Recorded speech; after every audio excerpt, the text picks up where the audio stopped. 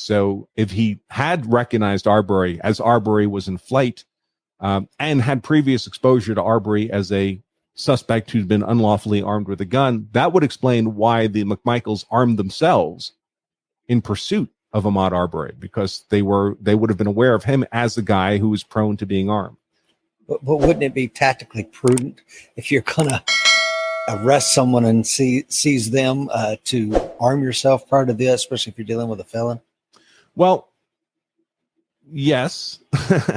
I would suggest that's kind of like a second level of prudence analysis. However, I mean, in a lot of these cases, again, the Zimmerman case, the Rittenhouse case, this Ahmaud Arbery case, a good argument could be made that, listen, regardless of the legal merits, these people are now facing severe legal jeopardy. And by the way, of course, also physical jeopardy, right?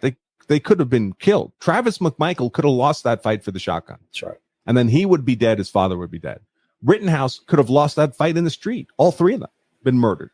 George Zimmerman could have been murdered that night in Florida. So you have the actual risk of getting into a deadly force fight that you lose. There's no magic pixie dust. That means the good guy wins the fight, folks. I don't care what your skill. We learn these self-defense skills because we want to reduce the risk of losing the physical fight as much as possible. We want to get as close to 0% losing the physical fight as possible. But it's never zero.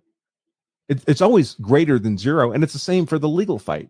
It's never, I don't care how innocent you are. Innocent people get convicted, folks. I don't care how innocent you are. There's always a greater than zero possibility you'll get convicted. So one might argue that the prudent person doesn't unnecessarily put himself in a position where he's now suddenly facing a greater than zero risk of death and a greater than zero risk of living in a cage for the rest of his life. George Zimmerman did nothing legally wrong, made no legal mistakes, but he made tactical mistakes. I mean, he did get out of his car. He put himself in an ambush position and he got himself ambushed. That wasn't a crime. That didn't undermine his privilege of self-defense at all. He ought still have been acquitted. But if he hadn't done that, he would never have been involved in either the physical fight or the legal fight that followed. We can argue that Kyle Rittenhouse, listen, he didn't have to go to downtown Kenosha with an AR to protect somebody's car lot. It's not his car lot. He didn't have to be there. Now, having done that doesn't lose him self-defense if somebody tries to kill him. But he would never have been in the position of having to defend himself if he'd stayed home and played on his Xbox. The McMichaels didn't have to chase Ahmaud Arbery. Right? One might argue the prudent listen, I can tell you this. I'm never going to make a citizen's arrest of anybody. That's not my job. If someone's trying to kill me or kill my family, then I'm going to defend us. But if they're in flight, that's a win as far as I'm concerned. That solved my immediate problem. So you can always argue that the prudent decision, the first level prudent decision is not to get engaged in the first place. Now, if you've decided to get engaged, well, then, yeah, I guess you have to go armed because you don't want to die. Right. So if Rittenhouse was going to go to a riot in process in Kenosha, I guess you bring a long gun. If the McMichaels are going to chase a reasonably suspected felon, I guess you arm yourself to do that, to make that arrest.